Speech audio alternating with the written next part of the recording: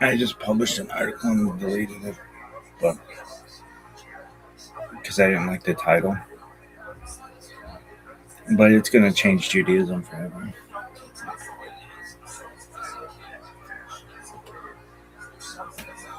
It is my magnum opus in my own way.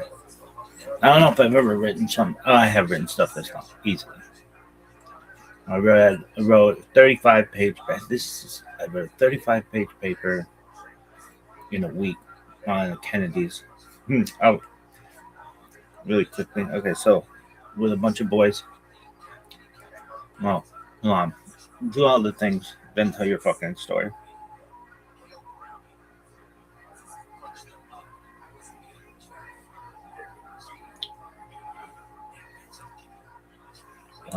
No one really knows for sure. Eluve Elu, Divrei Elohim, Chaim, but this is the majority of 5. 3761, creation of the world, Adam, creation of the world, birth of Adam and Eve, Chava, 3631, 136th son of Adam was born. It's 17th of Nisan, 5786, Saturday, April 4th. I have to wait to publish this thing though tomorrow. I already published it. I didn't like the title. Just could have been a little smoother. But if anybody asks, it was published on Shabbat. Allegedly. Why? Who the fuck knows what day it is? For my own fucking enjoyment. Who gives a shit? This is 99 days of this bitch. That's a lot. 15 hours, 17 minutes, 46 seconds. My dad had this friend. Really? Mm-hmm. Was he? Yeah, he was a unique friend of my father's who we wouldn't have normally, I think, been friends with, but my dad had friends of all kinds. Motorcycles are very dangerous, or can be, especially in the past. And so most of my parents weren't at all motorcycle people, at all the opposite of motorcycle people. They knew somebody on a motorcycle. This guy was as Harley as could be. He was married to Harley. He probably had 6 ex-wives, smoked cigarettes, drank all day, worked really hard, and we're going to Las Vegas together. And he actually triggered in my mind the first time I ever knew that the signs on the road meant different things. I was younger, and I remember he had to pee really badly, and he'd go, those beautiful blue signs. And the blue signs meant rest stop, as opposed to green signs, which mean go. Here's something like no one knows.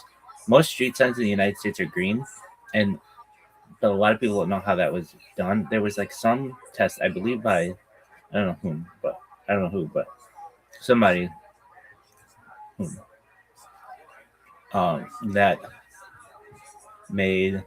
had some kind of test from like 100 yards away what signs could be read the best, and green was just like in the 1950s chosen, something like that.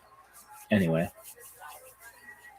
have you seen others? Yeah, a lot of blues. There's this weird neighborhood in Hawaii that has blue stop signs or something. It's weird. Anyway, so this guy, this Harley guy, my dad's not. I know 2 people he knew who had motorcycles. One of them was an executive at some big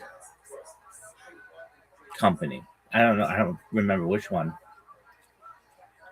but a big company. And back then, this is like the 70s and 80s, 70s, not even 80s.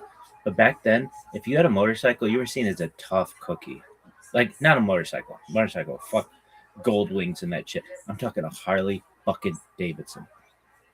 And so we'll get to the other guy. But this executive my dad knew would, everybody who was a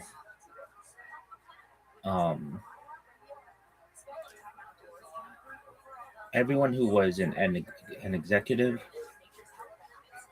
or this guy was an executive. Everybody he worked with was in a suit and tie and everything. And this guy, I think, is something like this. He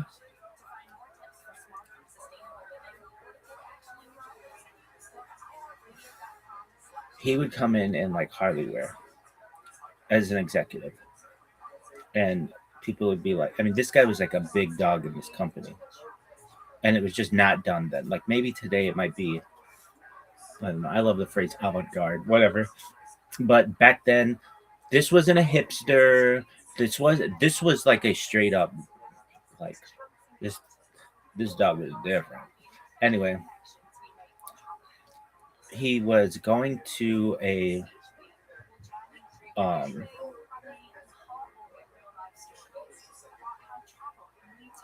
what was it? So he would come to work and when it's like Harley shit as an executive. He wasn't the CEO of a major corporation, but he was big. Maybe like probably today, like some type of vice president. And no one dressed like that in the corporate world then. They're not really even done now. But then, definitely not. And this guy, look at that nail, allegedly. This guy, there's a story. It was something like this that, like, again, if you wore like chaps and blue jeans and leather vest and all that shit, um, you were seen as a tough cookie.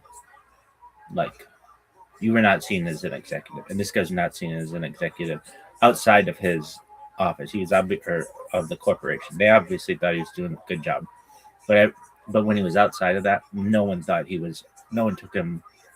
Everybody who saw him was like, "This guy's involved in a gang or drugs or something." And his organization had a big event. I think he was like head of operations or something in he was he was from the United States. He was an American, but he had some kind of corporate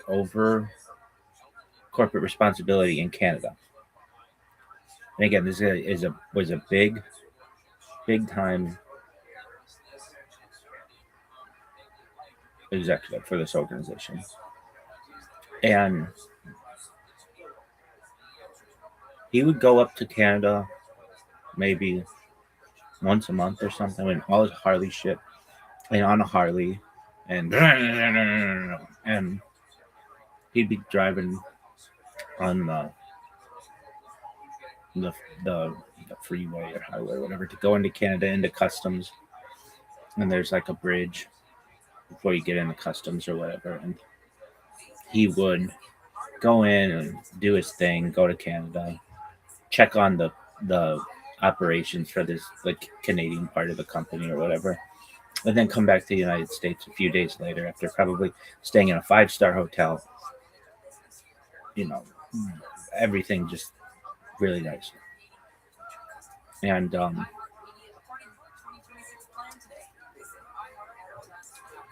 as he'd come back to the United States, do his thing, and every month he'd go up to Canada pretty regularly.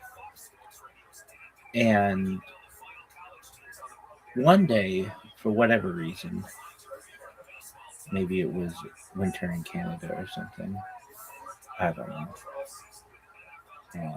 This guy was not from Southern California. He was, I don't know where he was from, um,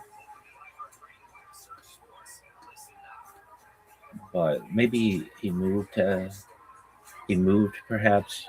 I don't exactly know how the relationship took place, but he was unable to take his Harley to Canada one month. And so he was on this bridge to go to customs. And as he's going to Canada, like he does every month, he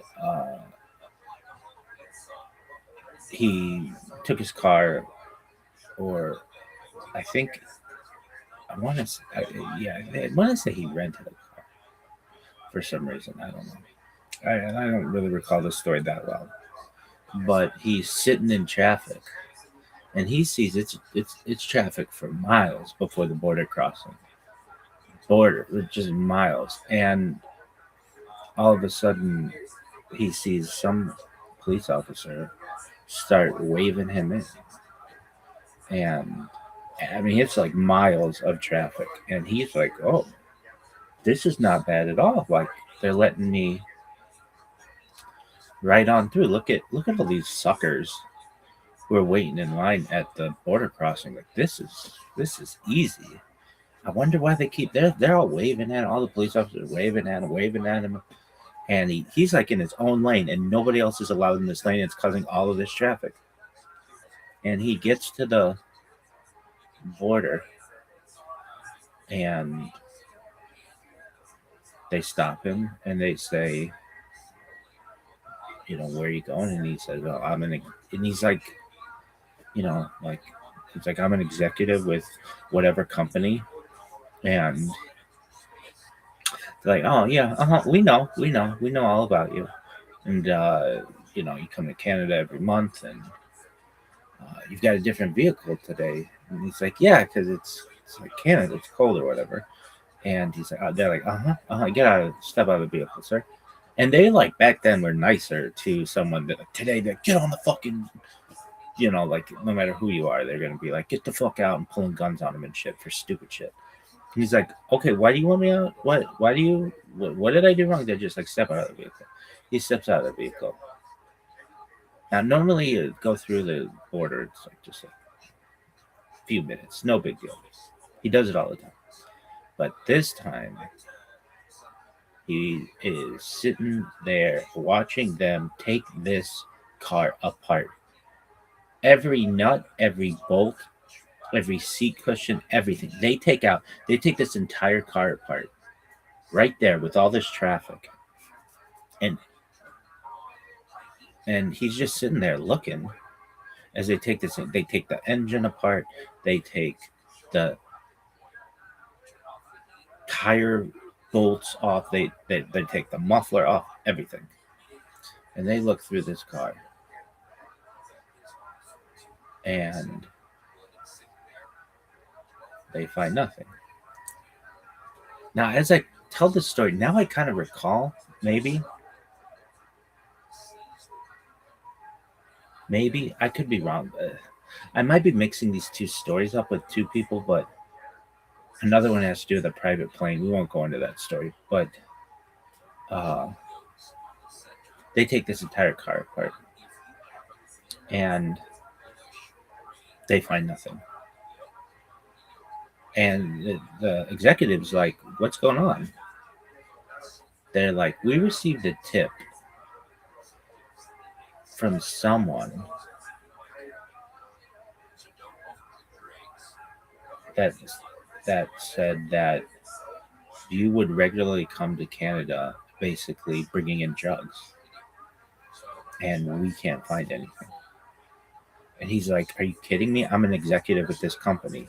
And they're like, yeah, but look at you. And he's like, yeah, we dress this way sometimes, for whatever reason. And they're like, you don't have any drugs on? He's like, no, I don't do drugs.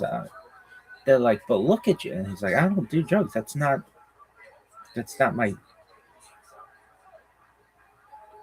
what I do. I'm a straight laced person. I just dress like this.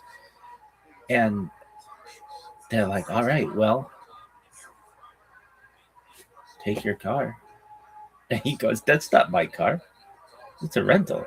And he just starts literally walking back to the United States across the bridge, and just left the car there. And that's the story. Now, who called the tip in? I want to say it was like, it's like a scorned lover or something, or an angry ex-wife or something, but I don't know if that's for sure. Something like that, though. But basically, he just walked back across the bridge and left the fucking car there in all its parts. Like, it's not my car. We always thought that was funny. Okay. Literally, like no, no Harley people. Well, here's the thing. Definitely, if we were gonna know anybody, it would be like some weird, no, but like different, interesting individual. Okay, so the next guy, uh,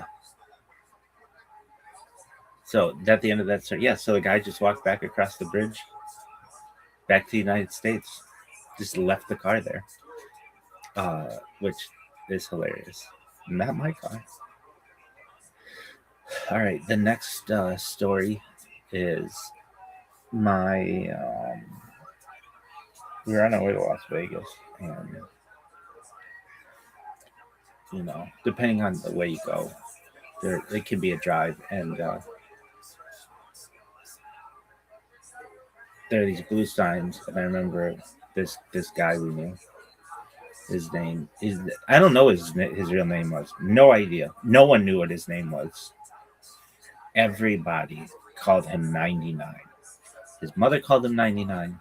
His friends called him 99. His coworkers called him 99. He made a good living, and at this organization, everybody called him 99. No one knew his name other than 99. Now, this is a guy who was a Vietnam veteran. I remember he was just different than anyone I had ever seen before. And leather vest, those gloves that are like Andrew Dice Clay gloves, like the finger gloves.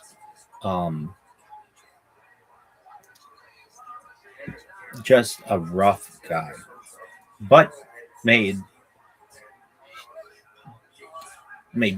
for the time very good money. So it's not like but he was, everybody called him 99. And my dad didn't know him at first, but eventually would start asking people at this organization. They didn't work in the same organization, but just in uh got to know, like, who's this guy who's like always got the leather on everything. Like, oh, that's 99. Why did they call him 99?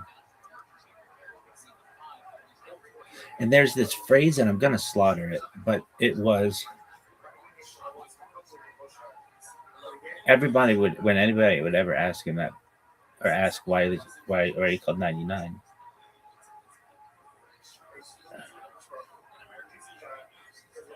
his answer, and anybody else's answer they told to tell, or who would say what his answer was because he's 99% batshit crazy. That's what he would say. And was he? He is a dangerous dude. Not like he wouldn't hurt you. No. Yeah, I shouldn't say he was a dangerous dude. I misspoke. He lived a dangerous life.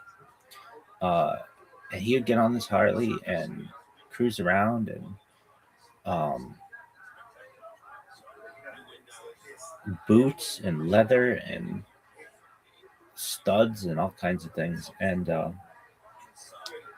I remember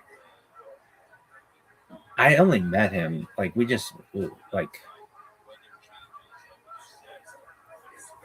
we went, it's not like we stayed together or anything like that, but we were in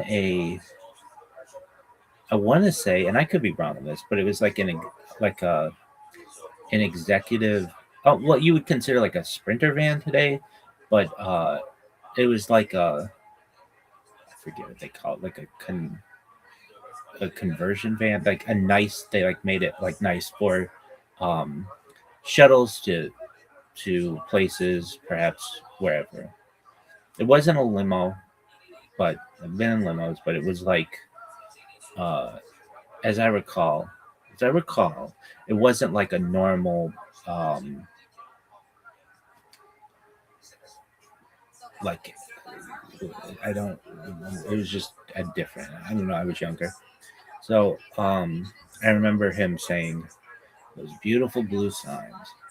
And he had like hip flasks, and like this was back in the day when you could like that was like you wouldn't be seen as having a problem. It'd be like, oh, what would they call you? They would call you. That was just like life for a lot of people. Anyway, just one day I overhear my parents and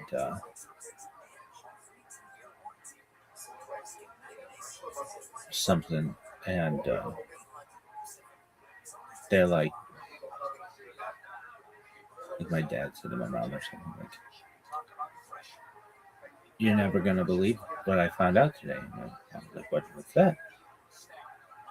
My dad said, "99 died." She's like, "What happened?" And apparently, now I don't know this for sure or whatever, but he was drunk as a skunk on his motorcycle near a very prominent intersection. And this is the story. I don't know, but either he got T-boned or hit by a red light. He went through a red light or something, or perhaps he had the right of way. I don't know, but his body traveled over 100 yards and went through the field goal posts of a local school. Now, is that true? No, because I know that school didn't have field goal posts there. But that's the story that was being told. Like basically, he went so far on this fucking motorcycle that there was just like, there's no way this guy's making it. Like there's no like, hey, check his pulse. No, his pulse is back at the 30-yard line, like nothing. And so this guy, he ended up dying, which may his memory be a blessing. I'm talking about him now, 35 years later. That was 99, and he was a badass. Really, yeah. And how did you know these people? From the corporate world. They were not like members of our like a religious community or something like that. Just in the corporate world, you'll meet people of all shapes and sizes, kids, and backgrounds, or whatever. And some people, you never know, are like really, really successful, but don't dress that way. And then there are some people who are perhaps not as successful, but do dress like, dress for the job you want, not the job you have kind of mentality. Total. Anyway, so that's 99, and we're at 99 days. Anything else about 99? I used to play this game called Full Throttle. It was a LucasArts game, which is a really cool game. It was like a cartoon story game. I loved this game. I still love it. I played it. Not that. I mean, like maybe a few years ago. I just played it again, see what it was like, and it's a beautiful game. It takes place in like the Southwest, but like you don't really know where. They have these like flying cars, which is really intricate. It takes place in like a dystopian future. It's the first time I had ever seen that, where like a corporation is like taking over stuff. Take a car corporation wants to buy a motorcycle manufacturer, like a small time motorcycle manufacturer, and I just remember, and like you have to fight some guys on the road in these canyons and stuff. And I remember I felt like 99 was like would have been like in there. They were, what were they called? The gang you're a part of it called the Polecats, whatever the fuck that is. Anyway, really quickly on that story.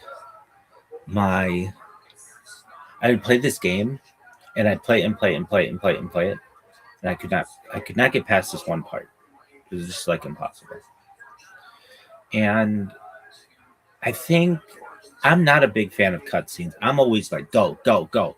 And so I think there was a cutscene earlier in the game that kind of gave you some foreshadowing of how you could get past this one part of the level. But I did not. I never could do that. There were two games that I really struggled with like that. One was on Sega CD called Sewer Shark, and That was like the first game I ever had a Sega CD, and Sega CD was wild, really good graphics. I remember they had this game called Prize Fighter or whatever. It was like a first-person boxing game, and it was really cool. And they would do like videos as opposed to like normal fighting or whatever. Anyway, that was a cool game. That one I could beat, but like this Sewer Shark, I don't think I ever beat. It was just really weird. It was a weird game. It was like underground tunnels and stuff. Anyway, but this other game, Full Throttle, I'm playing this game, and I couldn't get past this one part. I didn't know how to do it.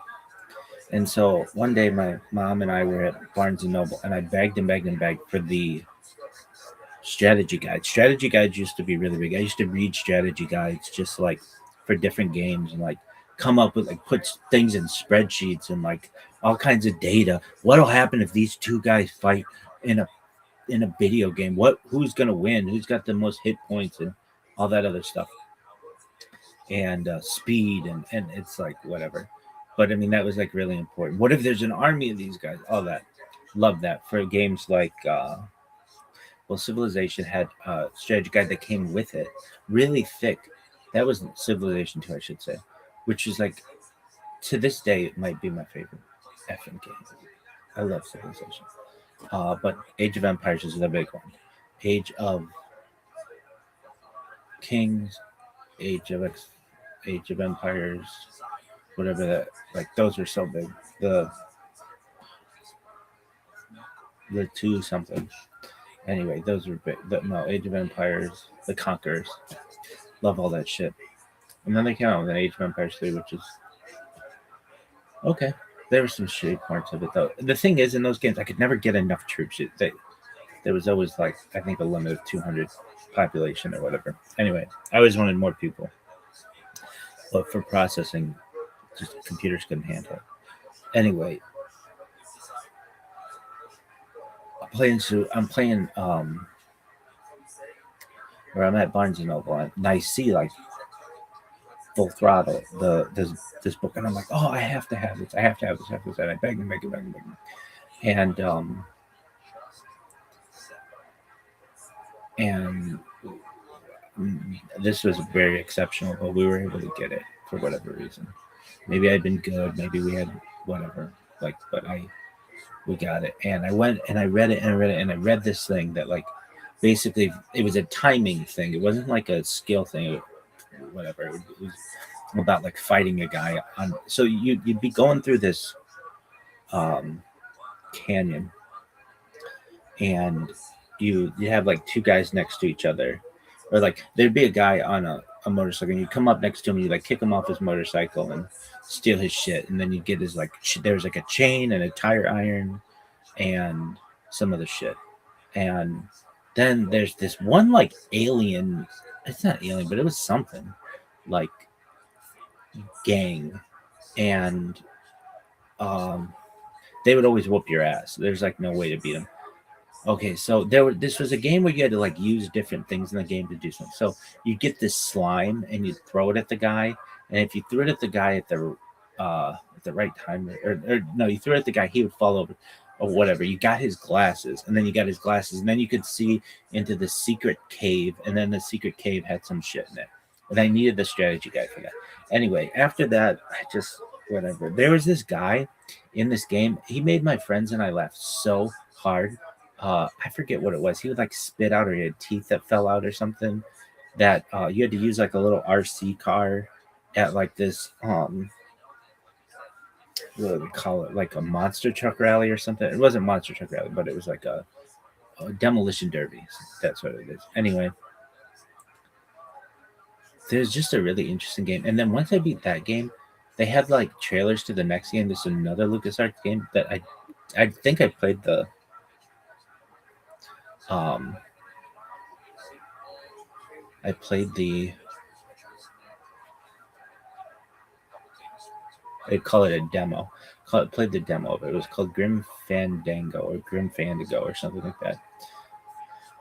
which I wasn't really too into, but it had this art style that I still think would be really important. It's like this Day of the Dead kind of game that is just like not my thing, but this art style was really interesting, where it would be like real pictures but with cartoons and stuff. I don't really know how to describe it. It's almost like pop art something. Anyway, um, I remember I was in Nashville once, and I saw this. They had this like mural of this pop art kind of thing, and I thought, wow, if you use art like that kind of art style, you can do anything with. Because you can use real people. Like the Simpsons art is a thing. Family Guy's a thing, even though they do cutscenes, which gives their show a lot more versatility. But this kind of art was different. It was like, I don't know. This is like almost like Andy Warhol, like pop art with other things. And you could combine things, and I thought, wow, that would really make that type of art really versatile. Like you can do anything with that. Anyways, at the end of your story, 99. Yeah. So, what are your thoughts? Um, well, I never been a fan of motorcycles because they're dangerous and everything. But there is an invention that the jackets that expand that I think would be more helpful. And I think like if they made a whole ball, that would be much better, safer. And then I don't know, maybe someday, yeah, someday I might consider it. But uh, came very close to working as an accountant for a motorcycle company, though. I still don't know how it's said. How is it? Uh,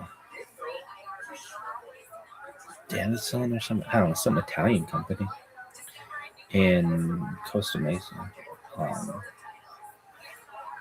BS my way to get that job, but then I got a better job, better offer immediately. Like I had like a choice of different jobs at the time. So, anyways, at the end of your story, Denison, something like that. But I remember at the time they were developing this jacket to make things safer, and I thought that was cool. And it's out. Anyways, at the end of your story, would you have liked working at that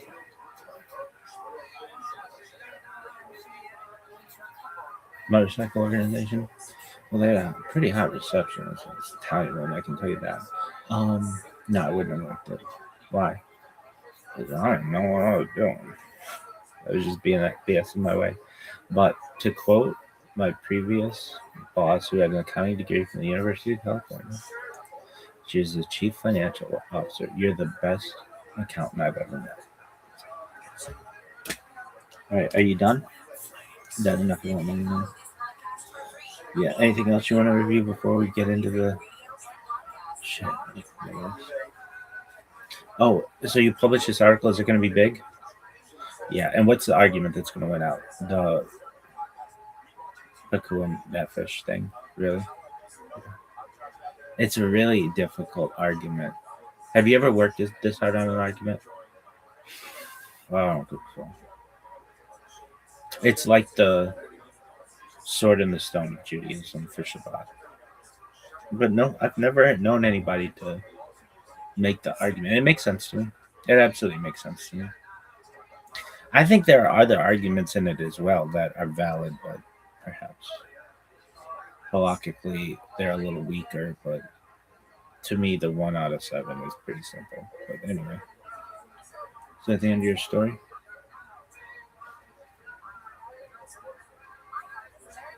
And welcome to Esoterica, where we explore the arcane in history, philosophy, and religion. One of the most difficult aspects in starting to study Jewish mysticism and Kabbalah is getting a handle on just how those ideas developed over time. It's tempting to think that, for instance, Kabbalah has just always existed in the form that we have it, or that Kabbalah is just one thing at all. Of course, neither of these positions is really tenable. Such notions developed greatly through the ages and are still developing. And there are now, and there have always been, numerous mutually exclusive schools of Jewish mysticism and Kabbalah. This class is meant to serve as an introduction to Jewish mysticism and Kabbalah from the point of view of its incredibly complex development from the prophets of ancient Israel unto the rise of modern Hasidism in the 18th century. Of course, this series isn't meant to be exhaustive by any means, but only should serve as a springboard for deeper study and reflection, and hopefully it will also enable you to situate developments in Jewish mysticism and Kabbalah in their historical and cultural context, and hopefully embolden you to dive into the primary texts, which are admittedly as sublime as they are obscure. Let me express my gratitude to Congregation Tchia for allowing me to use these lectures to reach a larger audience here on Esoterica. If you want, you can find the entire series under the playlist Entering the Garden, an Introduction to Jewish Mysticism and Kabbalah. I'll be uploading them over the next few weeks, or if you find these episodes after autumn of 2021 and you want to watch the entire series, you can find them in that playlist.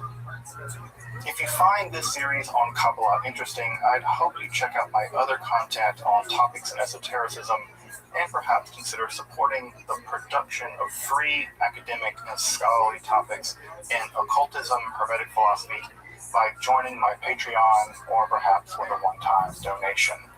You can find those links below, and I really appreciate your consideration. Now, let's enter the garden of Jewish mysticism and Kabbalah. So, let's do a little recap. I hope you had the chance to take a look at the episode on Merkava, or Hechalot mysticism. And so, in order to recap a bit, what I want to do is take a look at those mysticisms just briefly, because in some ways they're going to link us to the topic we're going to be dealing with this evening, and that is the topic of Jewish magic. As you may remember, the apocalyptic mode of Judaism produced a novel religious way of being, but proto-rabbinic circles, the early rabbis, did not like apocalyptic Judaism for lots of reasons, one of which is that it seemed to encourage a kind of bellicose, warlike behavior, and it seemed to commit people to a kind of determinism. And determinism, as you might imagine, doesn't really inspire people to be better. It just says, accept your fate and go on with it. It's all part of the divine plan. Well, the early rabbis really didn't like that idea. They really thought, no, we can choose to live differently than we're living. We can choose a different world.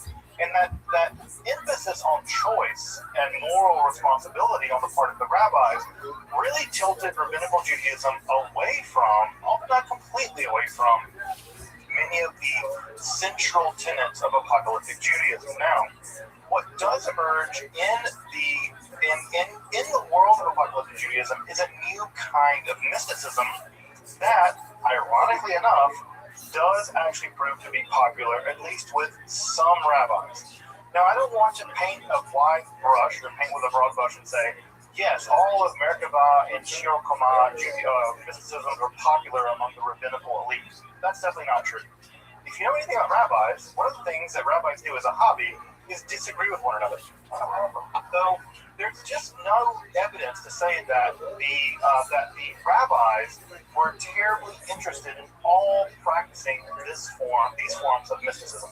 And just to parse those out a bit, as to maybe jog your memory, the Hechalot or Merkava literature or mysticism is a form of mysticism in which the mystic descends into the divine palaces, and they have to bypass all kinds of angelic guardians, and they have to give them passcodes, and they have to give them secret handshakes and Dakota rings, and not really Dakota rings, but all this kind of weird stuff.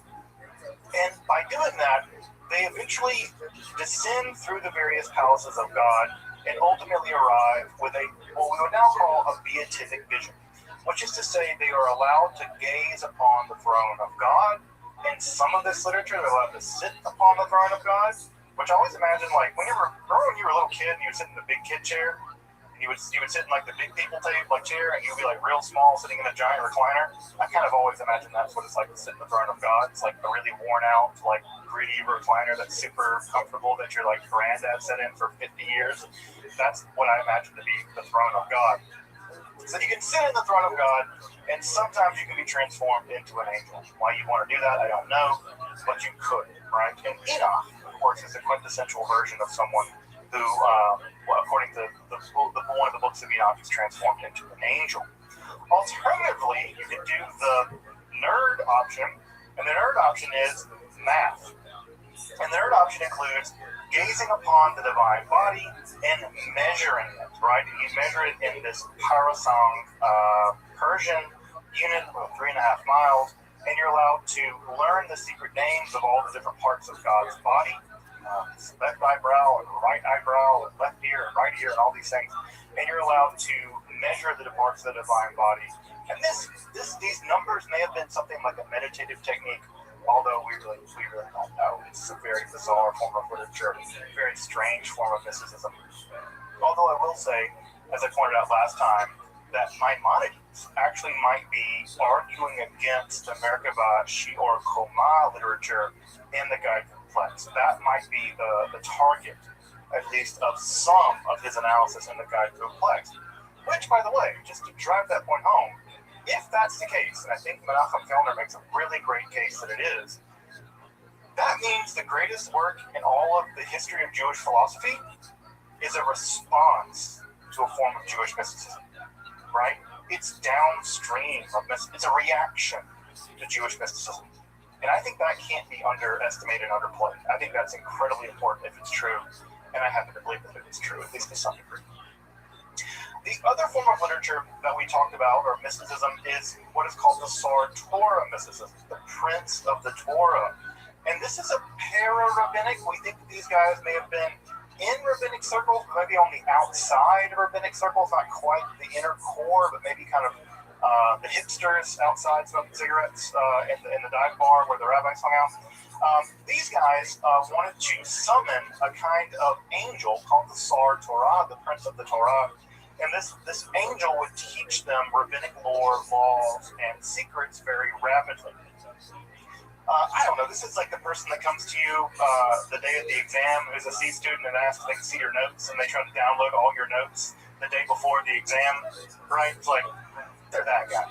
And so what do? They have to go before the rabbinical elites, and they have to figure all this stuff out. They're like, oh, might as well summon an angel. And one can hope that the angel helped them with their rabbi test, or their calculus test, or their German test, or whatever test they had to take. I will say, however, that if I could just learn the liberal arts by summoning an angel, I would have done that. And so clearly I didn't.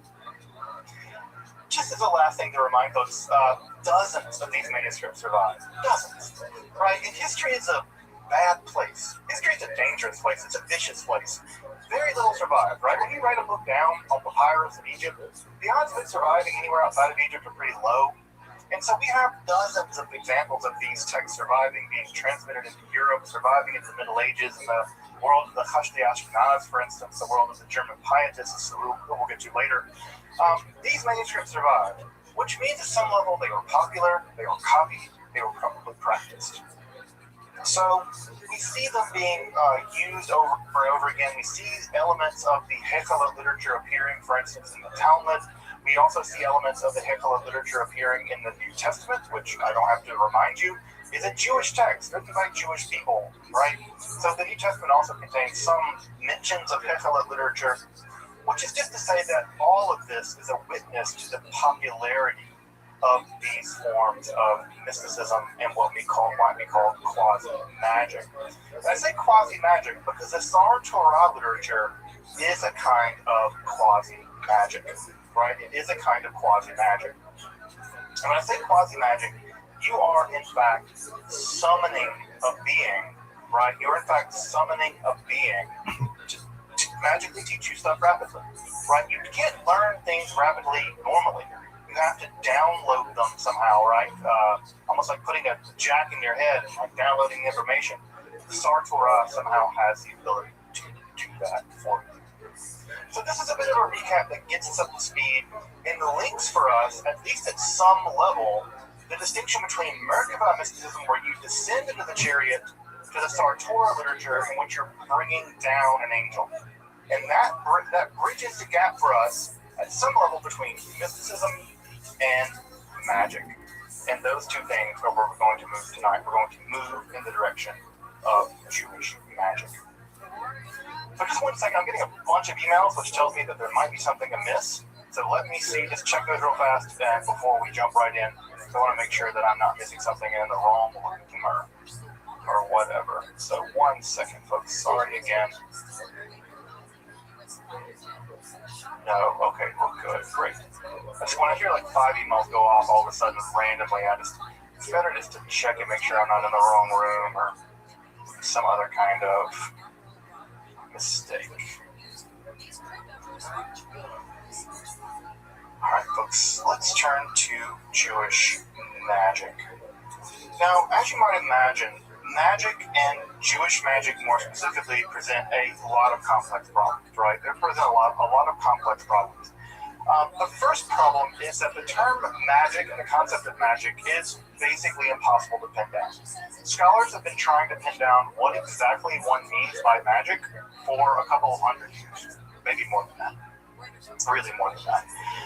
Because the problem with magic is, where does magic end and where does religion begin, right? It seems like magic is causing things by supernatural means. Well, what about prayer? Right? That seems like a kind of supernatural causation, right? So magic is always a term that's very difficult to pin down exactly what we mean by it. And just to give you some evidence of that, this is a recent volume called Defining Magic. Here, right? Defining Magic. It's about 260 pages, pretty dense academic literature of about 30 or 40 different scholars trying to do just that. And guess what? They don't. They all agree that you can. So scholars even today are throwing ink trying to figure out what exactly magic is, and it's a difficult task. Now, what I'm going to say, right, is for the purposes of this lecture at least, I'm just going to mean magic to mean any illicit supernatural practice, right? Any illicit supernatural practice. Now, why do I say illicit? Because magic in history has almost always been used as a way of othering someone else's practices. So, for instance, when the Greeks decided that they did religion, they othered the Persians. And they said, the Magi, they do weird Persian religion, right? We do theurgy. We do real religion. But those Persians, they do magic, right? They are magic users. So, right, ditto, right, with the witches, right? When the Catholic Church did miracles, the Catholic Church said, yeah, we do miracles. Well, what do witches do? Oh, they do magic. They do witchcraft. So you can see here, right, that the lines we draw about what's magic and what's not, what's a miracle and what's not, what's sorcery and what's legitimate religion, the line has less to do with what you're doing. It has more to do with who's in control and who gets to decide what's allowed and what's not. So magic, in this case, is almost always an othering term. It's almost always used to describe what the other does. The bad people, the women, the Persians, the Jews, whatever. So it's an othering term. So when I use it here, right, I want to be clear about two things. One, I'm using it in a very circumspect way. And two, I want to acknowledge that for many people now in the 20th and 21st century, magic is an important part of their spiritual life. Modern day Wicca, modern day people who identify as witches, modern day Druids, modern day Jewish people who practice magic as part of their spirituality is a fundamentally different kind of thing than what I'm talking about tonight. So I just want to say that what I'm doing here is putting magic in a very specific, circumspect way in order to elucidate how it's operated within Judaism over the course of several millennia. I am not offering a end-all, be-all definition of magic, because you can't. You can't. It's much more problematic than that. Secondly, Jewish magic is a mess, because it seems like a contradiction in terms. Why? Well, if the authorities determine what's in and what's out, what's licit and what's illicit, well, the problem here is, what does the Torah say about these practices? Well, the Torah is really weird about this? Now, I know that you probably have in your mind the idea that the Torah condemns magic. And the answer to that is, kinda it does. It depends on what you mean by magic. So the most extensive condemnation that we see in the Torah of what we would now consider something like magic is actually probably in Deuteronomy 18. Now, there are lots of other places in the Hebrew Bible where magic or something like magic is condemned. There are practices or really people that do certain kinds of things that are condemned. But you'll see here, right? I've left the technical terms in the original Hebrew transliterator here. So it reads in Deuteronomy 18, there won't be found among you one who passes his son and daughter through the fire. This is probably an indigenous Canaanite practice. Of Kosam, of Kosamim, and Me'onim, a Menachesh, a Mechasheth, and a Chover of Chever, and one who asks of an oath or a Gideoni, and the one who seeks the dead, Dorish Mikti, right? Now, what you see here, right, is I've maintained all those Hebrew words in their transliterated form. Why? Because we don't know what any of them are, really. We don't know what any of them are. All right, a me'onin might have to do with someone who divines things, tells the future through clouds, right? The Hebrew word anan does mean cloud. So maybe it's one who clouds stuff, right? But what they do, we have no idea. A mechasheth, right? This might come from the word, for snake, right? A nachash, right? This might come from someone who divines things from snakes, but again, we don't know. A Baal and a Gideoni, again, we don't know. And not only do we not know, the rabbis of the earliest period of the Talmud didn't know either. And how do we know that? They debated about what these words meant. You don't debate about what words mean if everyone already knows what they mean. You debate about them when you don't know what they are. And so what we see, for instance, in Tractate Sanhedrin and the Babylonian Talmud, is a very elaborate debate about what's allowed and what's not. What's supernatural causation that's allowed, and what's supernatural causation which is asur, which is forbidden. Now, of course, the most famous condemnation in the Hebrew Bible is found in the book of Exodus. And that line, and I have to say, this line, Mechashefa lo techayeh, that line cost the lives, I would say, of thousands, tens of thousands of people in the Middle Ages in the early modern period, specifically women. This famous line reads, Mechashefa lo techayeh, female magic doing person, don't let them live.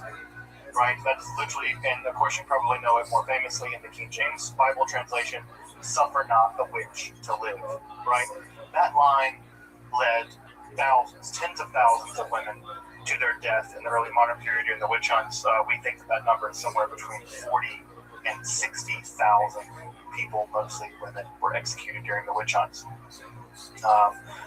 And that line, justified, they lean heavily on that line, right? Because it's so brief and so terribly profound.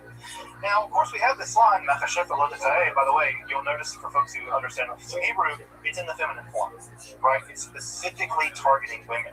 We do see other texts like Mechashef, right? The masculine form over there in the book of Deuteronomy, right? Deuteronomy, you can see it there. So it does condemn both female and male magic users, but the line in Exodus specifically targets women. So at any rate, what do we do with this Mechashefa lo techayeh, right? That you can't let witches or female sorcerers or whatever live. Well, you can contrast it with other sections of the Hebrew Bible which seem perfectly at home with supernatural causation. The two most famous examples are divination. You're perfectly allowed to use divination in the Hebrew Bible. You just have to use a specific form of divination. This is to say the breastplate of the high priest has a device in it called the Urim or Urim. The Urim and the Thummim, right? This is some kind of divination device, although exactly how it works, we don't know. There's a lot of speculation about this in the Talmud. If I say it worked, I mean, who knows what it really was. And of course, the other more infamous ritual is the Sotah ritual, in which a woman suspected of adultery, notice there's no male version of the Sotah ritual, there's no men suspected of adultery who have to endure this, in which a woman is forced to consume a broth made of sand and ash, and things, and drink this, and assuming that she's committed adultery, would cause her stomach to become upset, and she would be executed. So the Sotar ritual, right, is also a form of supernatural causation to sort out whether or not a woman has committed adultery. These are both examples of supernatural causation that are allowed in the Hebrew Bible. In fact, there's an entire tractate of the Babylonian Talmud dedicated to the Sotar ritual. So it's clear that these forms of supernatural causation are illicit, while the other ones, right, being an onen or a menachesh, those are forbidden. So what do these words mean? We don't know. We do, however, get some clues, right? One of the great boons of 20th century archaeology was that we figured out how to read Akkadian. Akkadian is the language of the ancient Babylonians. It's a distant cousin of Hebrew. And guess what we find there? We find cognates. And cognates are the jam of any linguist, right? Because if you can find a cognate in German and Old Gothic, right? If you don't know what the Gothic means, you might be able to figure out from the Middle High German what the Old Gothic word might mean. And it's just fantastic. This is a great thing. So, ditto, right? You find the Akkadian word, for instance, kishpu, which does mean evil magic doer. And look at that, right? Look, we find, right, with the word machashefa, right? You can see, if you know some Hebrew, right, you can see the exact same root word, right? The ka, the sha, right, and the pu sound, of course, is unique to Akkadian. We can see there in Akkadian that we have a very clear word for sorcerer, magic doer. This is important, by the way, because if you read the Septuagint, of course, is the Greek translation of the Bible, Hebrew Bible, into Greek. The Septuagint actually translates the word machashefa as poisoner, pharmakeia, right? It translates it as poisoner. So they kind of up-translate it to make it a bit more rational, but it's very clear from the original Hebrew that the word does, in fact, indicate a specifically female magic doer person. That's a really, really bad translation, but you get the truth from the Akkadian word kishu. Now, does the Torah condemn all magic? As we've seen, kind of not. It depends on what you mean by magic. You may remember this is image here from one of our first lectures here on Jewish mysticism. This is the Ketef Hinnom amulet that was found in a grave in Jerusalem. Well, why might you put the priestly benediction in a grave? Well, you might put it in a grave for magical purposes, to protect the dead from things like evil spirits. Why? Because we see that kind of practice occurring all over the ancient Near East. Again, the Israelites are an ancient Near Eastern people, and they mimic, they incorporate practices from the wider Near East.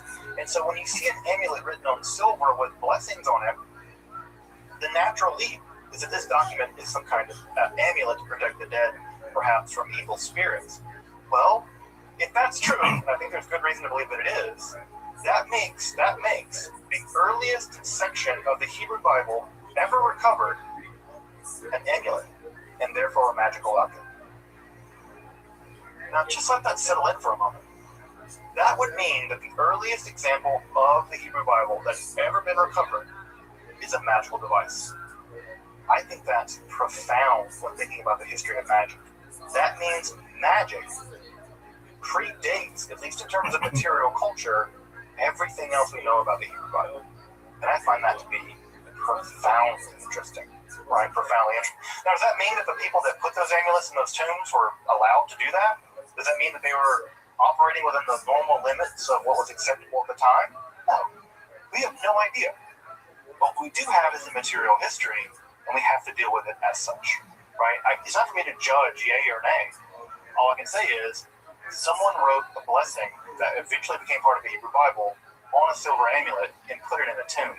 And anywhere else we would see something like that, we would jump to the idea they were doing magic. Why not just let that evidence speak for itself at some level? So it's clear, right, that what the Hebrew Bible is worried about, what the Israelites are worried about when they condemn magic, is less practices. They're worried about differentiating themselves from their neighbors. Right? These people do this, we don't do that. Right? These people do this, we don't do that either. Right? These people do these practices, and we don't want those kinds of people in our community. So notice that the condemnations here in Deuteronomy, they're about being people. Don't be a kesamim. Don't be a me'onim. Don't be a menachech. Right? Don't be a chover of chever. Don't be a person that does that. It's not a condemnation of the practice per se.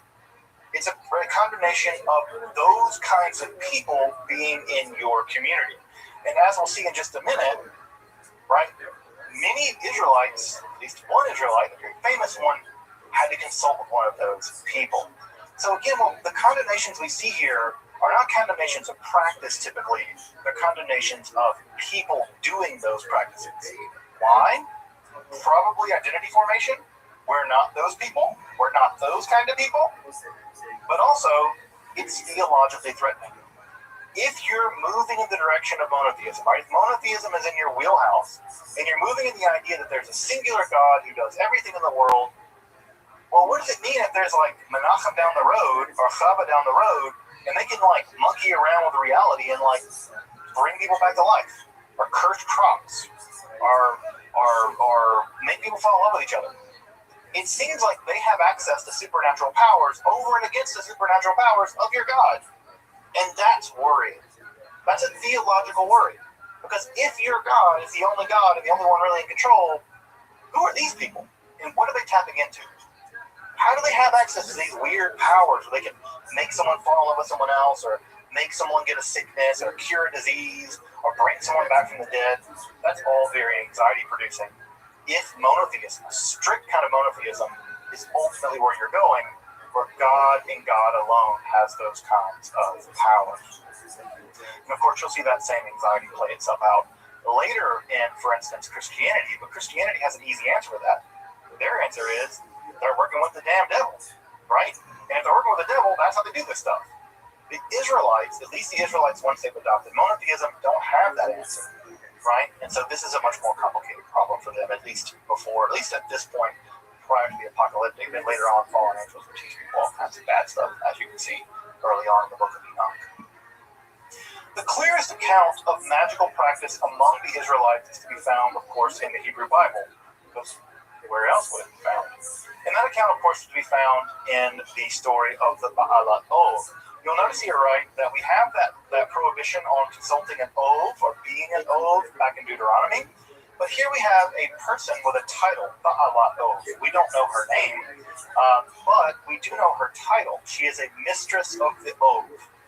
Now, Ba'alat is relatively clear. It just means Baal means master, so it's one who has control of something. The word husband in Hebrew, Baal, right, is just the one that's in control. Whatever.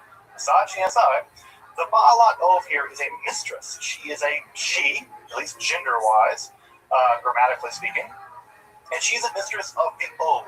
Now, we don't know what the Ov is. It seems possible this word is related to Av, and maybe roughly related to the idea of ancestors, specifically dead ancestors, and therefore we might translate this word as something like the person who has access to the ancestors who are dead, right? Now, that's a really clunky translation. The typical translation we use for that now is something like necromancer, right? Necromancy is manipulation of the dead for various kinds of powers, more specifically predicting the future. That's exactly what we have here with the Ba'alat Ov. But we don't know what this word Ov means, but I do think it's probably related to the word dead ancestors. These are special people that have access to those dead ancestors.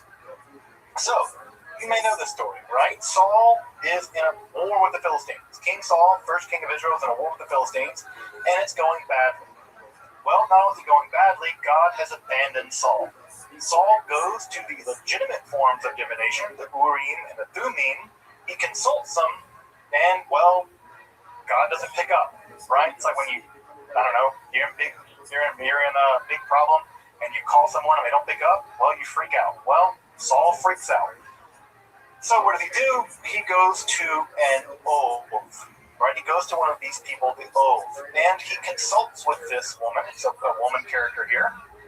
And she does successfully summon the ghost, the spirit of the recently deceased prophet Samuel. And she describes Samuel as emerging from the earth as an Elohim, right? She's terrified, in fact. And she says, I see an Elohim coming up from the earth. Now, we do see in other texts, for instance, in Akkadian text, in Ugaritic text, where the dead are sometimes referred to as Elim, as gods. In fact, there's a specific word for dead ancestor spirits in Hebrew, the Rephaim, who also seem to be sort of alive in the afterlife in some kind of weird way. Exactly what the Rephaim are is mysterious. In fact, a new monograph just got published on the Israelite conception of the Rephaim, and I am really interested to read it because this is a very mysterious problem. Sometimes the Philistines are referred to a Rephaim as giants. It's a really mysterious term in Hebrew. At any rate, the Baalat Ov Endor does successfully summon the ghost of Samuel, the Ruach of Samuel, and of course, like all prophets, as you probably know, they have bad news, because prophets always have bad news. Never go to a prophet to get good news. They don't got it. If you go to the prophet bank and go to the good news section, it's empty. It's all full of bad news. And the bad news is, yes, God has abandoned Saul, and he's going to die tomorrow. And guess what happens? God abandons Saul, and he dies the next day. In fact, he commits suicide dreadfully on the battlefield. So the Baalat Ov is a clear example of an Israelite narrative where magic works. Right? There's no question. The text never says, and the Baalat Ov was full of it, and she was a liar. In fact, it paints her very, very nicely. She's always depicted as preparing food for them, being very conscientious. She even says that when Saul comes to consult with her, that he's outlawed this practice, that she doesn't want to do it. He has to force her to do it at some level, and she obliges him. So the Baalat Ov is nothing like the crooked-nosed evil witch of Hansel and Gretel tales, right? Inherently malevolent and preying upon people. Saul goes to her. She refuses. He insists. She summons the ghost. And then afterwards, when he's terrified of his impending fate, she tries to comfort him with food and drink out of her own commissary, right? She's a relatively poor person, we can imagine.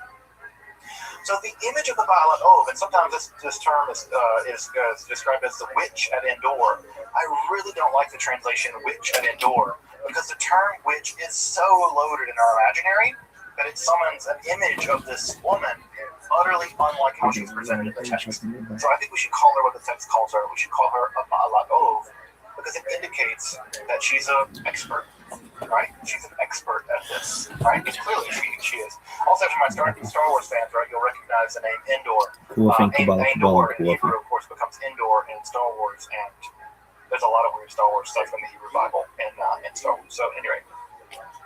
So the Baalat Ov of Endor, it's very clear that the writer of at least that text in the Hebrew Bible clearly believes in the power of the Baalat Ov. We don't learn anything else about her.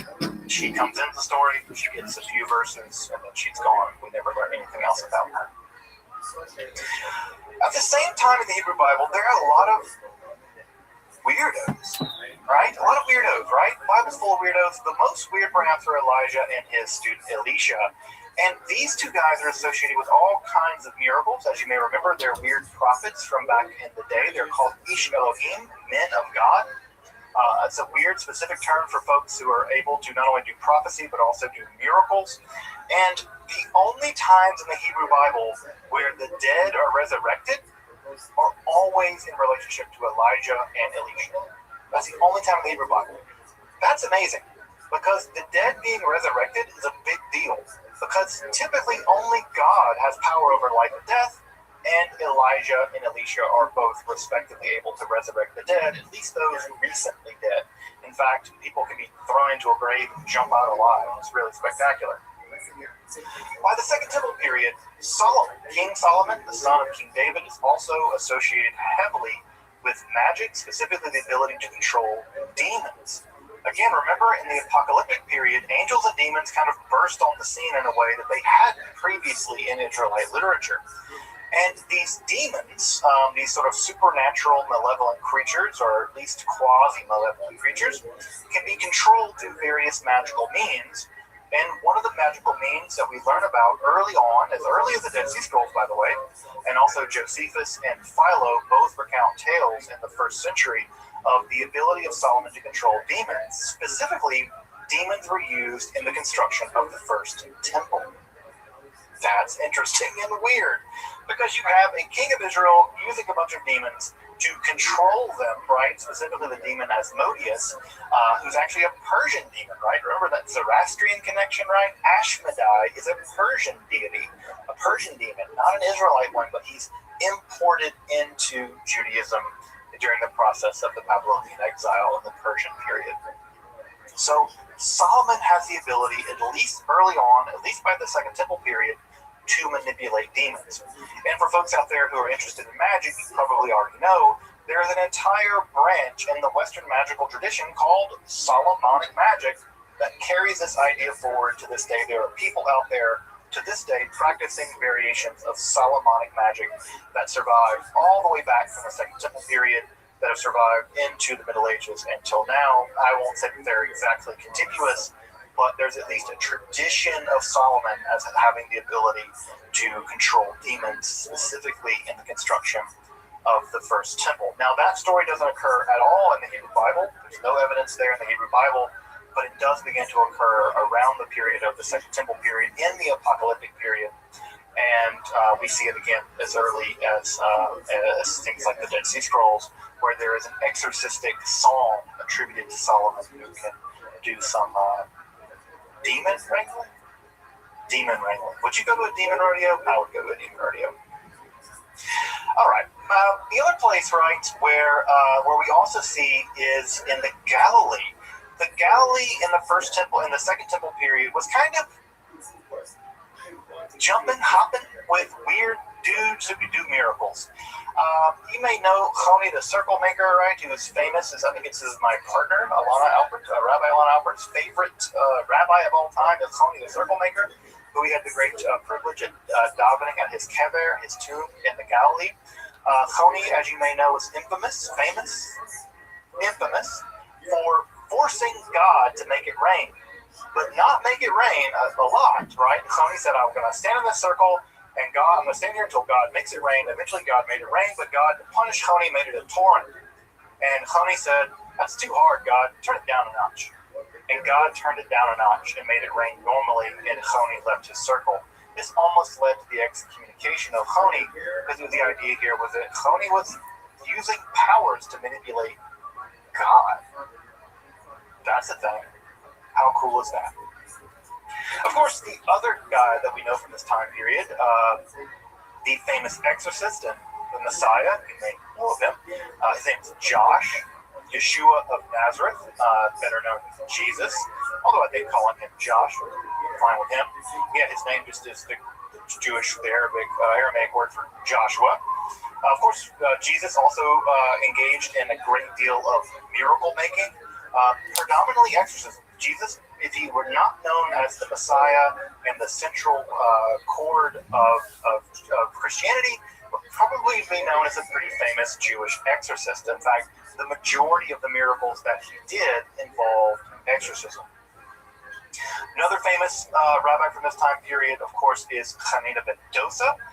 He was famous for a range of supernatural feats, including exorcism, but also teleporting, flying around. Yep, Hanina ben Dosa, according to the Talmud, could teleport and fly around. He also engaged in nightly duels with the queen of the demons. The demons have a queen, they have a king as well.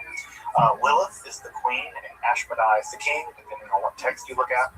But Hanina ben Dosa was famous for all kinds of supernatural feats, including engaging with Roman emperors along supernatural lines, as well as great stories in the Talmud about him.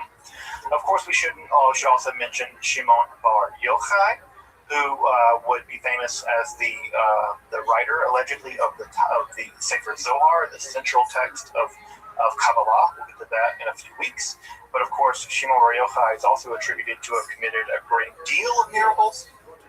My famous, of course, is that after hiding from the Romans in a cave for many years, he emerged from the cave and was so disgusted with the impiety of the people around him that fire shot forth from his eyes and killed a bunch of people. And he realized that his powers were too strong and he had to restrain them. And so he retreated it back into the cave to wait it out. So we have something like Jewish Superman. All of the guys I think invented Superman were Jewish, so I don't know, maybe the laser eye thing they learned later. I have no idea. I'd like to believe that Superman's laser eyes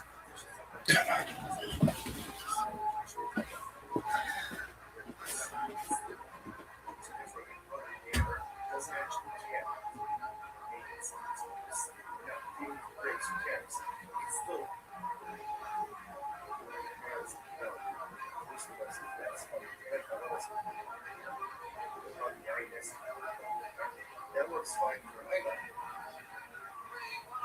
How would you explain it?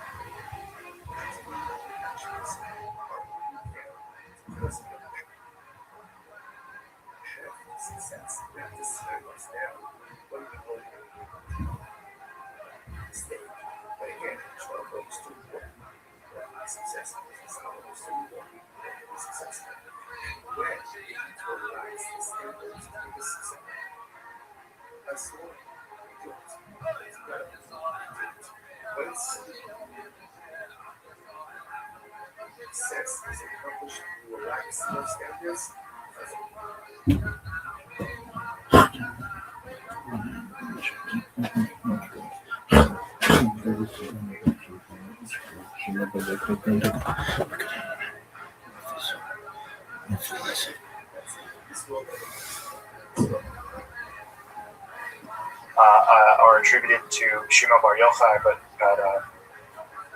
I'm just going to believe that. I'm just going to go believe that that they are derivative of Shimon Bar Yochai, but I don't think that's true. Bimachir, of course, is Jesus engaging in the exorcism, his most famous exorcism, the Gerasenes demoniac, who Jesus famously threw into a bunch of pigs and ran them off a cliff. There's a really great anti-colonial read of this exorcism ritual that I think is really important, but that may be a story for another day. Now, you might just think, oh, all this magic stuff is unique to a bunch of weirdos in the Galilee. Jesus and those cats that run around with him. No. Rabbinic literature, the Talmud, is absolutely filled with all kinds of magical practices, including things like abjurations. They're magical incantations to be used against various kinds of demons. There are all kinds of demons in the Talmud. The Talmud is full of demons, specifically disease-causing demons. There are massive lists in the Talmud of lucky and unlucky numbers. One of my favorite discussions in the Talmud is in Pesachim, the tractate about Pesach, where you are told you cannot drink wine in pairs because that attracts demons. And if you drink wine in pairs, right, that can attract demons. That's bad. So why don't we do 4? Well, you can't do 4. You have to interrupt every single glass of wine with a unique action that interrupts them, so you're always drinking the wine odd numbers. 1, 1, 1, 1. Also, by the way, if you've ever wondered why we say on Pesach, welcome to everyone who wants to come, they can come in to eat, we always say that in Aramaic. Why do we say it in Aramaic, not in Hebrew? Well, the rabbis say the demons don't understand Aramaic. They do understand Hebrew, so we say it in Aramaic. So the demons won't get invited to our house, eat our food. Not kidding you. That is a belief in Rabbinic Judaism about why we welcome people into our home in Pesach in Aramaic, not in Hebrew. Demons don't understand Aramaic. I don't know why they don't take a Bible class or a Duolingo class to learn it, but maybe the demons are very busy. Further, the Talmud is filled with astrological speculation. There are amulets and incantations, specifically, for instance, one against blindness. There's a pretty famous one there against blindness. There's also a really famous one where you kind of engage in a duel with a demon, and it causes the demon to blow up if you do it correctly. There are also even the accounts in the Tractate Sanhedrin of the creation of artificial people and animals. These are typically referred to as golems, and we will be spending some time talking about golems here in just a bit with the Sefer Yetzirah. Now, all of that stuff I just mentioned is considered completely allowable in the Talmud. You can do astrology, you can make artificial humanoids, you can banish demons, you can do all kinds of stuff, right?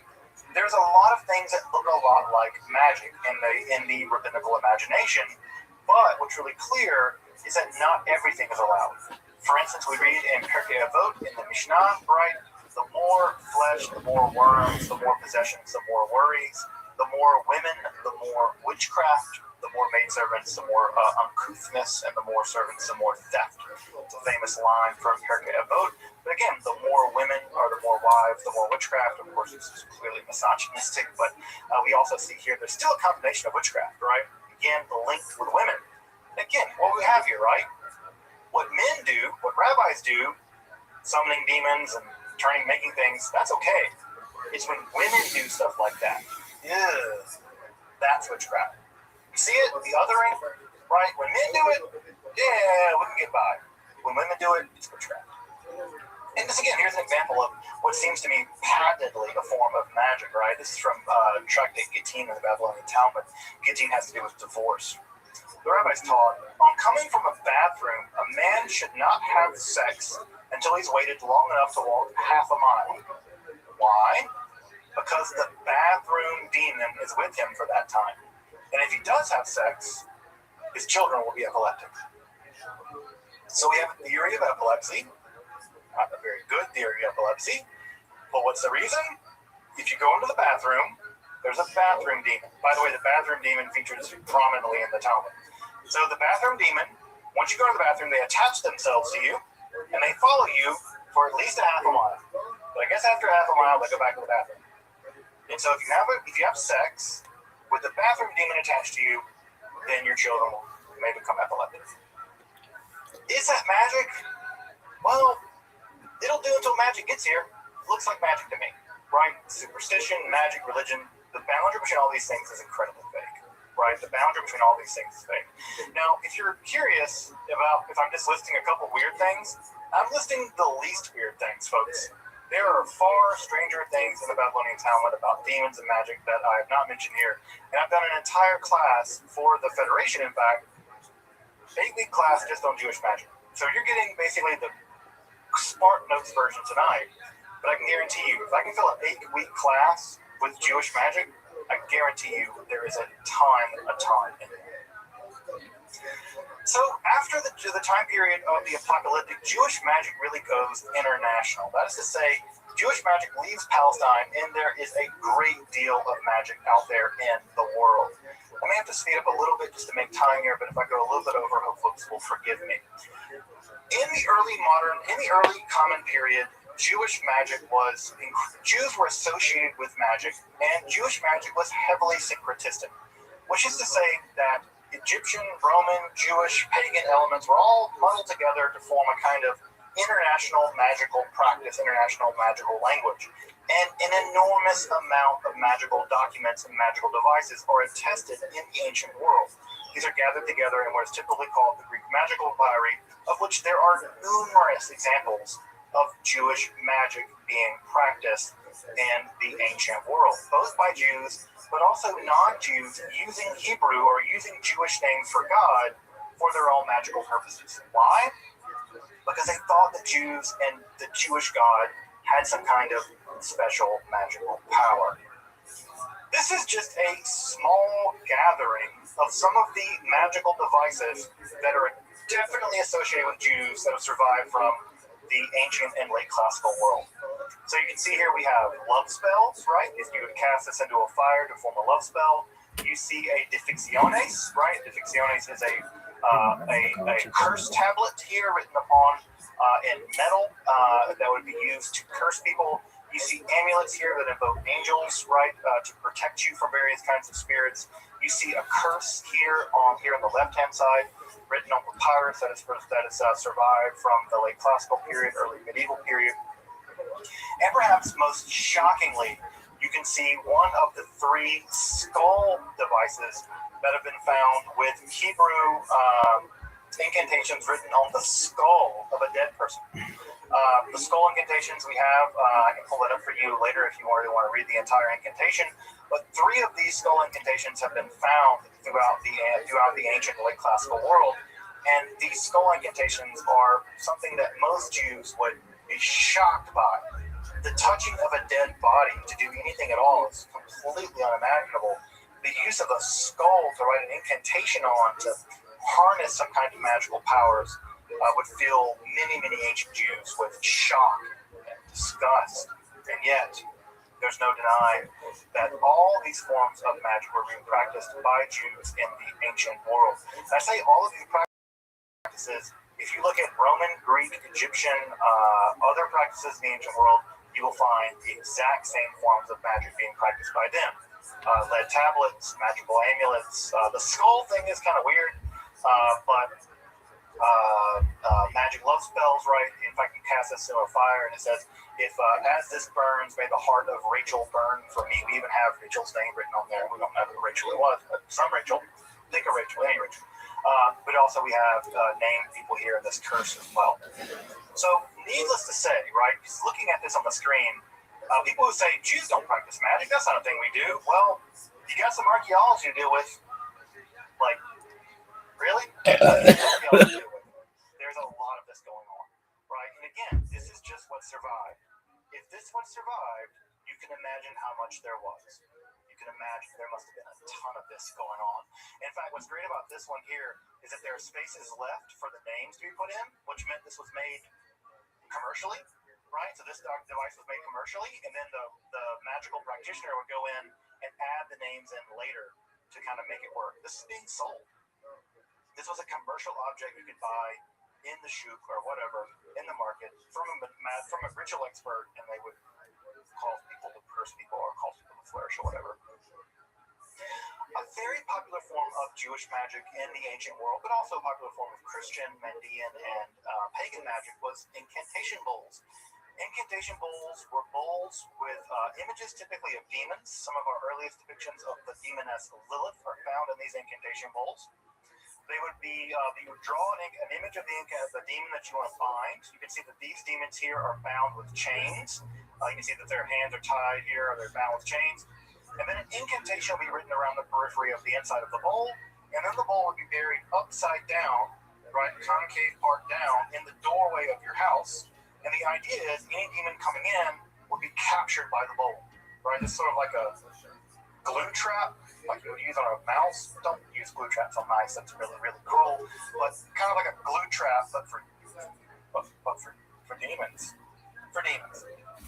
So these bowls were meant to trap evil spirits from entering your home by turning them upside down and burying them in the lintel of your home. Of course, mezuzot are used for the exact same purposes. In many cases where there's a terrible illness in a home, still existing in the Haredi world, the rabbi will ask to check the mezuzahs to make sure they are in order, to make sure that evil spirits didn't enter the home because of a faulty mezuzah. By the way, this demon bowl right here, if you ever get down to the Kelsey Museum in Ann Arbor, you can see this exact bowl. This is in Ann Arbor at the Kelsey Museum on display. There's an excellent little museum there, but you can see this exact incantation bowl for my Michigan people. Get down, go to the Kelsey Museum, see the incantation bowl. You may notice here this is just a lot of wiggles. You're right, it's a bunch of wiggles, but it's wiggles that look like Hebrew, vaguely. Well, not everyone can read. So, if you couldn't read, you might get the wiggle bowl. But if you could read, you would get the real incantation bowl with the real incantation written around it.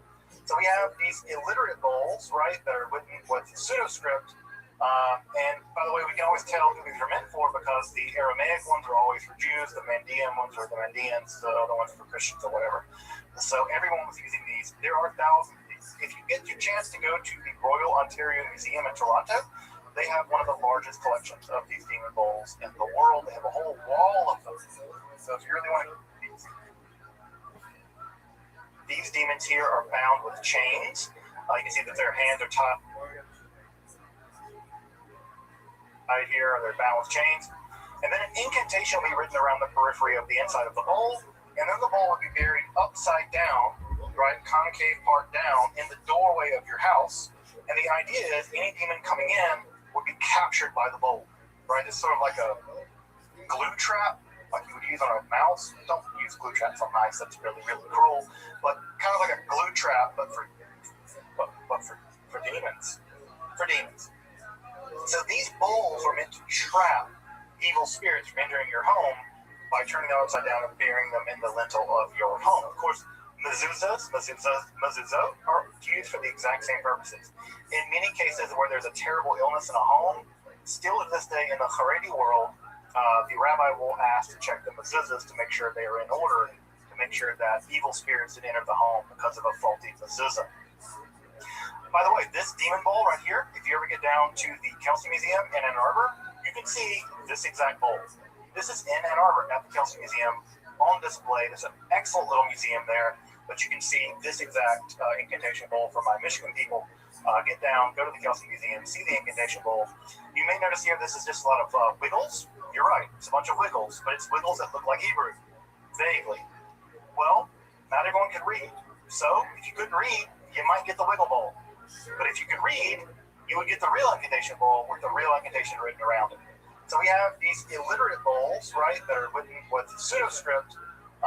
And by the way, we can always tell who these are meant for because the Aramaic ones are always for Jews, the Mandean ones are the Mandeans, the other ones for Christians or whatever.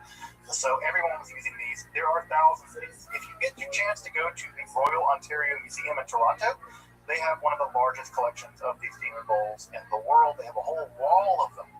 So if you really want to get your fill of demon bowls, go to the Royal Ontario Museum and see them. I also say that one day if we ever do Tafia Arts and Crafts with little kids, if they're going to do like Play-Doh, they should make demon bowls. It's like a completely authentic Bubbies and Baka Day. If they're going to make anything, let them make these little demon bowls and paint the inside with monsters or whatever. It's a great way for them to put it under their bed to like deal with their fear of monsters.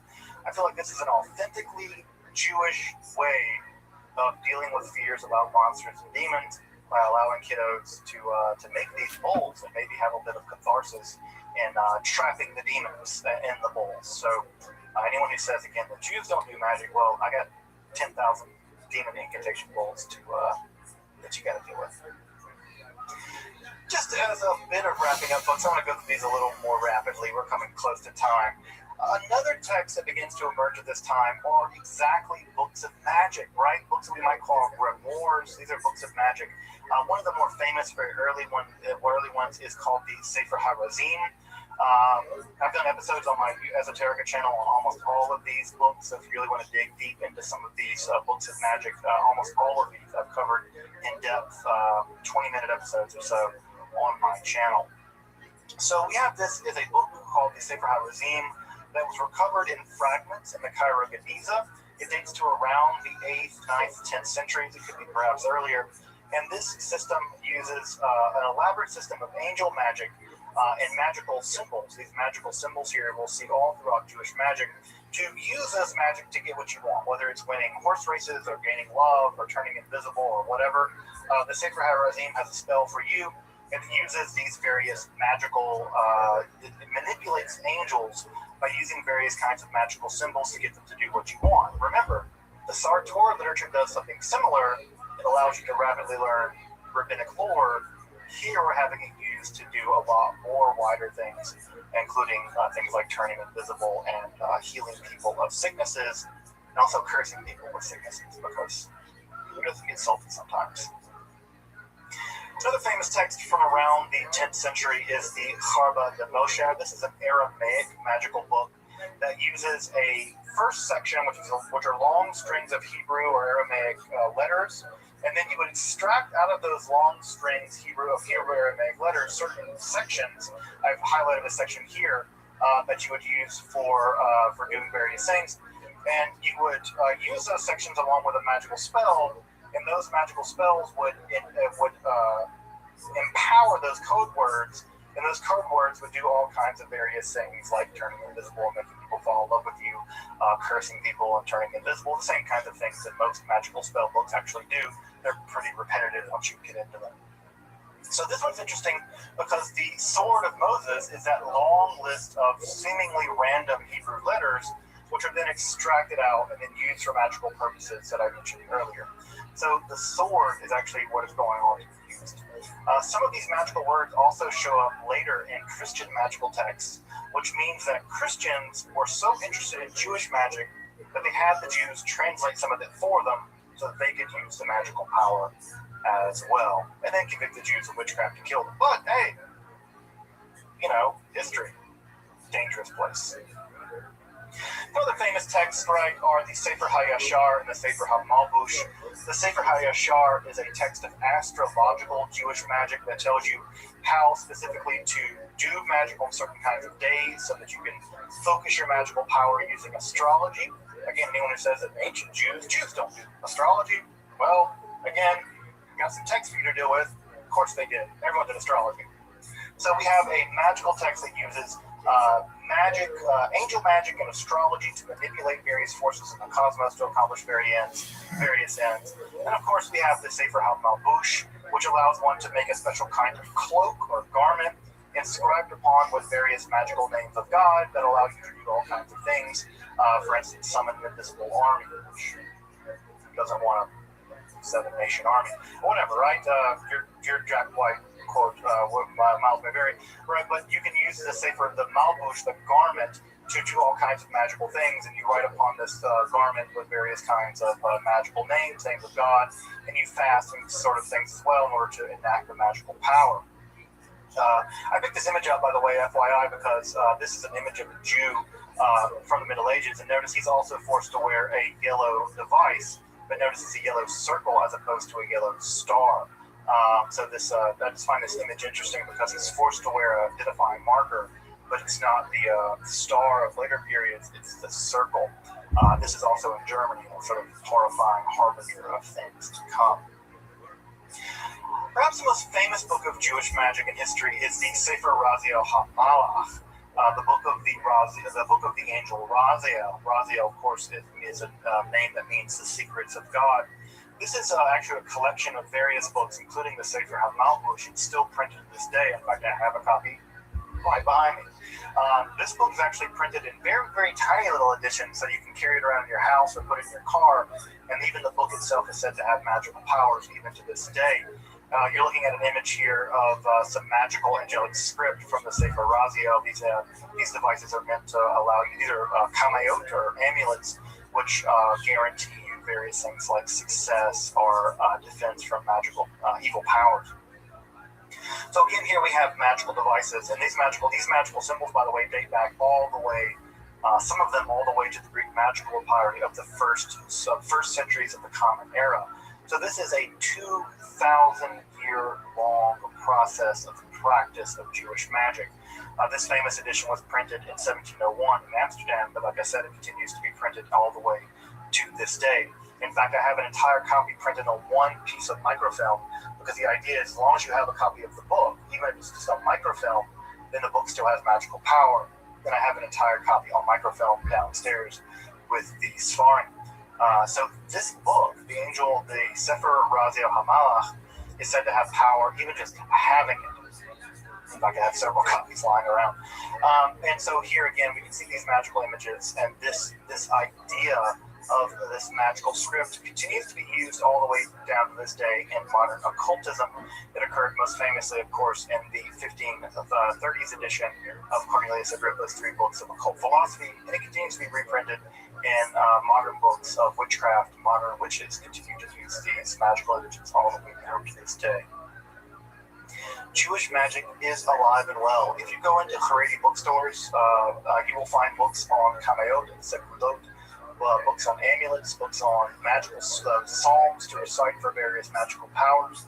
You can find all kinds of books in the most extremely orthodox communities you want to go. I go into Brooklyn and Borough Park. I go into the very, very extreme Orthodox Jewish bookstores because I can blend in. And I go in their bookstores and I look through the shelves and I find books of magic. There are books of magic about how to make amulets, books of astrology, Sefer Mazalot. In the Haredi world, magic, Jewish magic, is alive and well today. New books are being written on Jewish magic, and those books are being practiced all the way down till now. It also survives in the liberal Jewish world. For instance, in the Kohenet movement. The Kohenet movement, as you may know, is a revivalist, sort of quasi-pagan Jewish revivalist movement that wants to resurrect the idea of a Jewish priestesshood, and magical practices in that world are also incredibly popular. And so in that world, in the most sort of radical left-wing Jewish world, magic is also being practiced. So we have the most radical left-wing world of Jewish practice, magical practice happening over there at the Isabella Freeman Center, right, all the way to B'nai B'rach, where they are publishing books of magic, Jewish magic in the Haredi world. Jewish magic's alive and well, folks. It never went away. It's always been there, right? It's always been there. How do we know? Because the Bible has to condemn it. Condemnations are always proof of practice. It was being practiced by Israelites. That's why they condemned it. Well, it didn't work. The prohibition almost certainly made sure that it would continue to be practiced. It's been practiced all through time. The earliest part of the Hebrew Bible we have is probably a magical amulet. We have evidence of Jewish magic reaching back to extreme antiquity, to the very beginning of the Israelites. We have evidence of it being practiced in the Haredi Black Hat world and in the leftist Jewish world of the Kohenet movement. Jewish magic has always been here. It is here, and it will endure. It will no doubt endure. I have some recommendations if you want to learn more about Jewish magic, especially ancient Jewish magic. There are some of these great books by Bohak and Hariri. The Hariri text, by the way, is published by Wayne State Publishers, so shout out to Wayne State Publishing here just down the street from me. So if you want to take a look at those books, I can't say they're terribly inexpensive, but they're really high quality scholarship. And if you want to learn more about the history of Jewish magic up until the rise of the Kabbalah, those are both excellent texts to consult. Welcome back, and thank you for joining me as I explore the garden that is Jewish. That's part 4. You're fired. Go fuck yourself. Shout to 99.